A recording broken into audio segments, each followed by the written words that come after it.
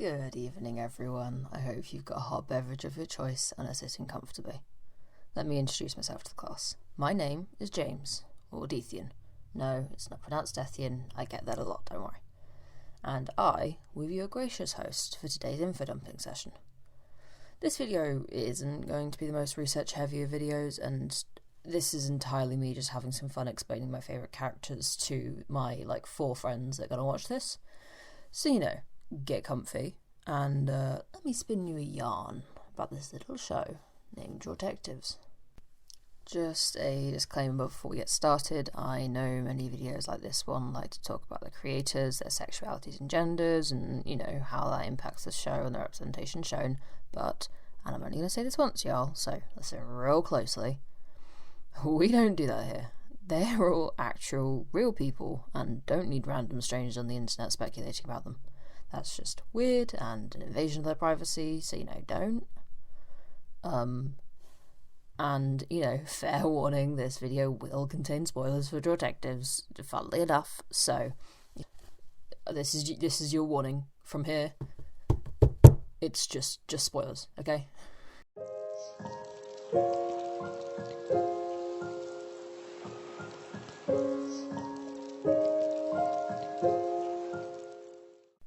Found family, polyamorous relationships, murder mysteries, and capitalist thieves.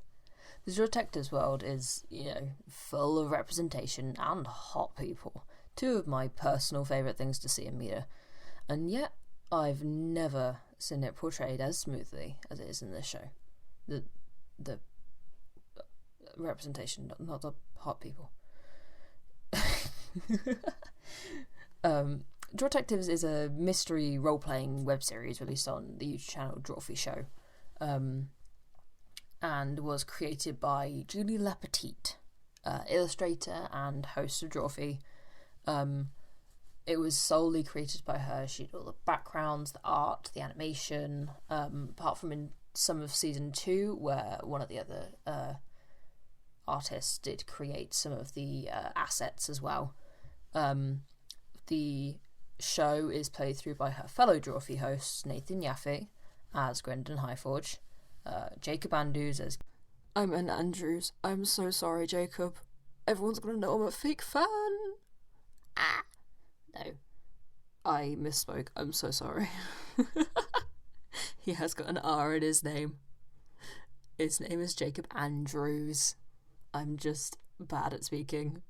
York, Rogduel, and Karina Farrick as Rosé. You can't say the name while not doing the funny Rosé fancy accent. Doesn't sound quite the same because I am British, whereas they all say it with their, American accents. Throughout the 2 seasons, the topic of sexuality is never really brought up as a subject directly. But each of the main characters kind of take their turns hopelessly flirting with a variety of characters, from bitchy Long Island girls who just lost their fathers, Harper, to strong, battle-weary war leaders with a permanent scowl etched onto his face, and all bar one gorgeous man. Hello, Valenius. Please, let me hunt rats with you. I'll cut them hot dog style, I swear. To no avail. Sorry about that. Gender is something that is etched into society as we know it, and is seemingly explored freely in this fantasy world with no consequences. The characters go on a journey of exploring their gender, some of them within the first season, which is incredible, especially for a show that is produced by a small company.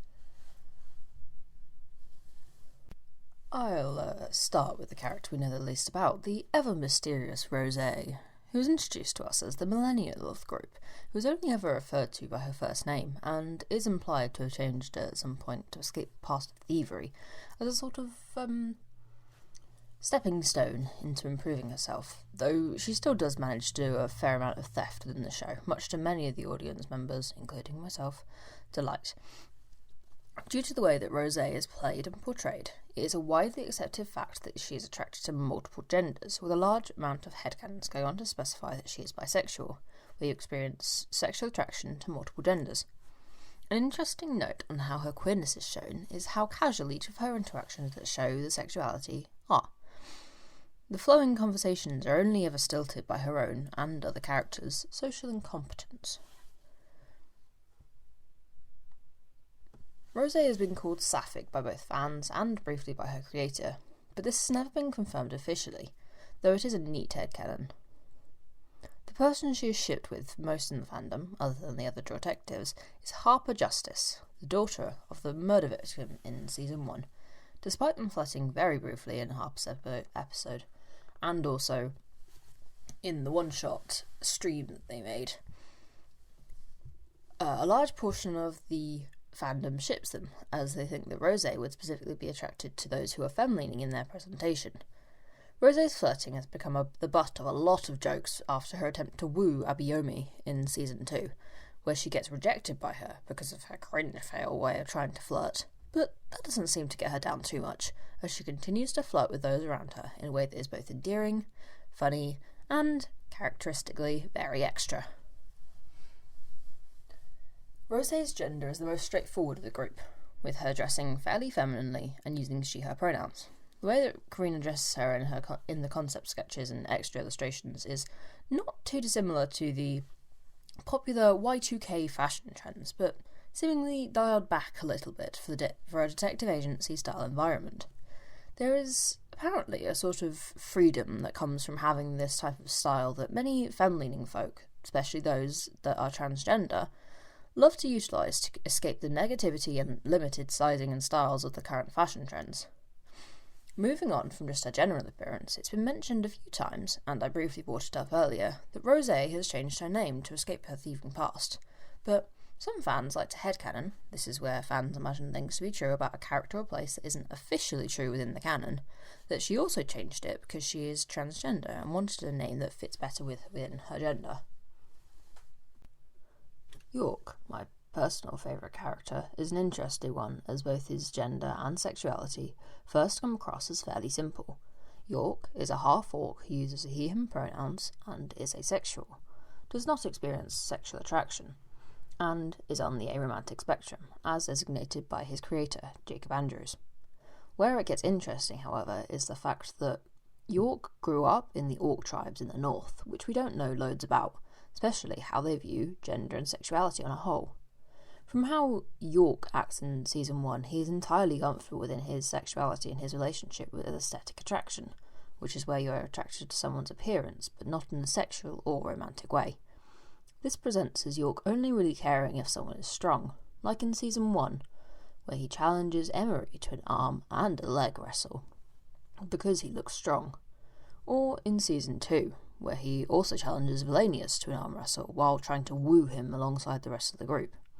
It's never stated in the show, in canon, that York has any specific label, which is explained by Jacob to be fair, I don't think even he would know that he was asexual and aromantic. He literally would never have considered it. York and gender are slightly less linked because, as stated by Jacob in the Patreon Discord, he has never had a thought about gender or sexuality once in his life, so he wouldn't understand why any of this would need explaining. This has led to many using their own experiences of gender to headcanon him as non-binary or agender, as this attitude towards gender is something he doesn't think about is incredibly relatable to them.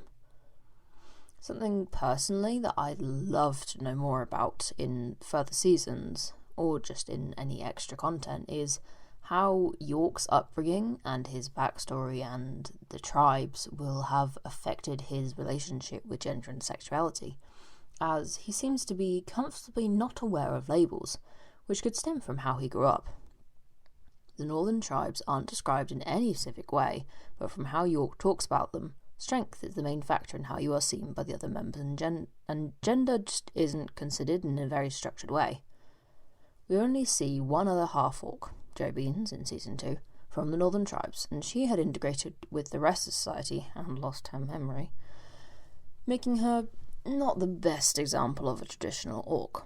However, still, she can be helpful because she does agree with Rosé when she says, "Men, am I right?" in the slightly derogatory manner that is completely understandable, and honestly, same. Meaning that she has got more of an understanding of gender than York appears to. York in Season 2 has become a male model in between seasons, and seeing a male character who is evidently comfortable in his body without it being just another example of toxic masculinity is honestly incredible to see, as many shows follow the same pattern of the himbo male character being shown to love his body in a way that just reeks of toxic masculinity and insecurity, as well as it really just shows how much society really impacts them, even if they aren't within our society. The last of the 3 player characters is also the most explicitly queer character, who shows the most growth and variation in their expression of self. Grendon Highforge is introduced to us as a dwarf who came from the big city to escape his famous blacksmithing family, as he'd much rather spend his time with his dogs, instead of wielding a hammer. They start off as the character who needs the most work on their attitude, as they routinely insult each of the characters they meet, until realising that perhaps this isn't the best, and perhaps that is because they are trying to hide something, but I'll cover that in a minute, so hold on to that thought. And works to change that. On a more queer level, Grendon shifts her name in episode 5 of Season 1, where the Drawtectives meet Falcon, the lead singer of Birds of Prey, a band within the universe, and someone who has also altered their name. Also happens to have a fairly gender-neutral design, which is very nice to see, who inspires them to also go by Grenda as well as Grendon. This episode sparks Grenda's experimentation with his gender, and he goes on to gather the names Grandma and Gma, as well as his other 2. It is later confirmed that Grandma is gender fluid, and in Season 2, when she is introduced, the label states that they use any pronouns, as I'm sure you've gathered from the way that I've talked about them. Leading us to gather that they fully figured out their identity, their gender identity, between seasons. In Season 2, you can also see them sporting a fashionable romper with floral designs, continuing his druidic plant theming that we saw in Season 1 with the plants in her hat. This also shows that they seem to be embracing their identity and exploring, showing their gender in ways that aren't explicitly masculine or feminine, instead blurring the lines between the two to create their own style that shows the complexity of their gender expression. It's especially liberating to see someone who is gender fluid that doesn't fit in with the cis-straight stereotypes of being skinny, AFAB, so assigned female at birth, and edgy. Well, these people do obviously exist. In fact, I've met a large amount of them. Shout out to my buddies. Hi. This type of gender fluid person gets the most representation within any media, and gender fluid, along with any label that sits outside the gender binary, has become so synonymous with this stereotype that it's incredibly refreshing to see someone who is gender fluid who breaks these ideas. Grandma is a plus-sized dwarf who is also AMAB, which you don't see represented much, whose gender expression is flowing and blurs the lines between all the different presentations you can have, and she's beautiful. She's honestly just very attractive. I love her very much. One particular fact that was likely unintended on Nathan's behalf, Nathan is their creator, that I absolutely love is the fact that Grenda's backstory is incredibly transcoded. Let me explain what I mean by that before I, go on. Please. Let me just explain. Come on. Grandma explained her background as wanting to escape her family's expectations for her to carry on the family name by becoming a renowned blacksmith, but she didn't want to follow the life they had planned and left for Fancytown to start up her dog walking business. It isn't stated if this parting was amicable or not, but either way, this story feels incredibly similar to many trans people's experiences. The way that Grendon explains repeatedly that they weren't about that life. Direct quote, that one. feels way too heavy of a statement if this was just a simple thing. With this logic, it could also be that they moved because they felt uncomfortable in those expectations in the same way that trans people often do. This is supported by the fact that it literally took half a night for him to figure out he wasn't cis, straight, and wasn't happy how he was. Here's where I bring back that point from earlier. Did you keep a hold of that thought? No? Shame. But that's okay, let me restate it for you. They start off as the character who needs the most work on their attitude, as they routinely insult each of the characters they meet until realising that perhaps this isn't the best, and perhaps that is because they are trying to hide something, but I'll cover that in a minute, so hold on to that thought. Building on this point, many trans people find that before they come out as trans or queer, they go the other way and overcompensate for the fact that they're not how they want to be by being too much of the other thing. This fits almost perfectly with how Grandma is in the start of season 1, with very masculine clothing that drowns the top half of his body and acting like a very stereotypical unconfident man by insulting others to cover up his insecurities. While it doesn't make the way that they treated the first few people okay, absolutely not. Like, come on guys, that's not how you treat people. You do see her improving and expanding how they treat people in a successful attempt to become a better person, figuring out their identity along the way. The last things I want to discuss in this info dump of a video, I'm not going to pretend that this was a proper analysis, I didn't do enough research for that sort of title, is the found family and polyamory themes within the series, especially in season 2. Though, to properly explain the found family theming, we have to start at season 1, episode 1, where Jancy immediately describes the newly met Drawtectives as unruly children in her ever-tired voice, which kicks off the Drawtectives calling her Mum, and basically adopting her as their joint maternal figure for the entire season. When she goes missing in season 2, spoilers, sorry, haha, you were warned, there is spoilers. Anyway, when she goes missing in the start of season 2, they are obviously very emotionally distressed to find out she wasn't there and might be in danger, and they make it their priority to find Jancy, with even figuring out what was happening in the weird place they found themselves in and with no memory of getting there, taking a backseat to finding their mother. However, it's the introduction of one new main character that really solidifies their found family vibes. Enter stage left, Eugene Finch.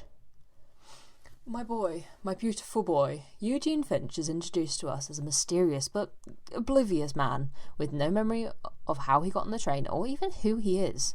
We aren't even told his name for certain until a few episodes in, but that doesn't seem to perturb the Drawtectives, who, upon meeting the older man, decide almost immediately that he would be their problem whether he liked it or not. The trio call him their son and try to teach him about the world, despite not being the most eloquent or socially smart people themselves.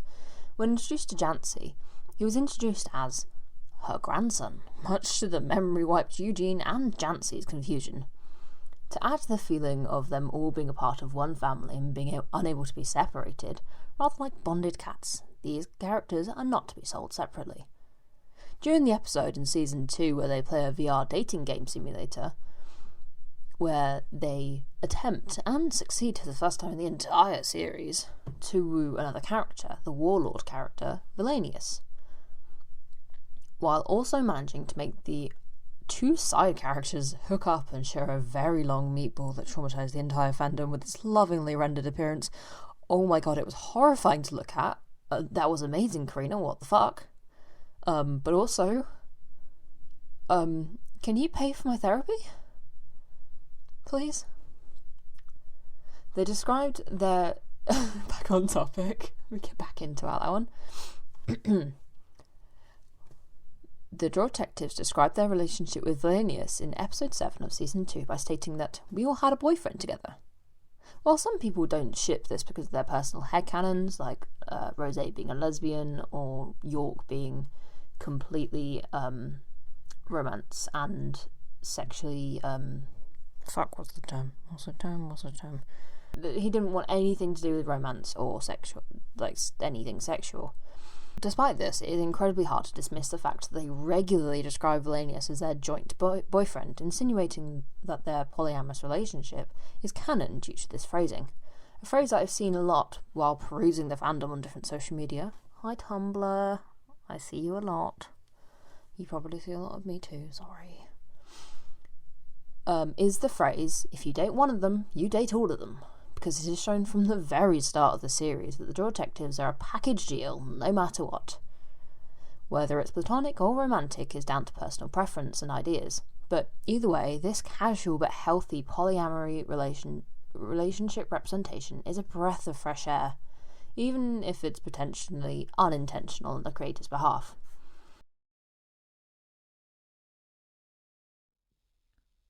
I'll start with the character we know the least about, the ever-mysterious Rose, who is introduced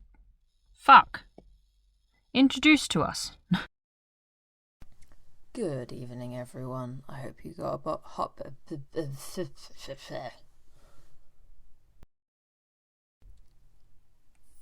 Fuck.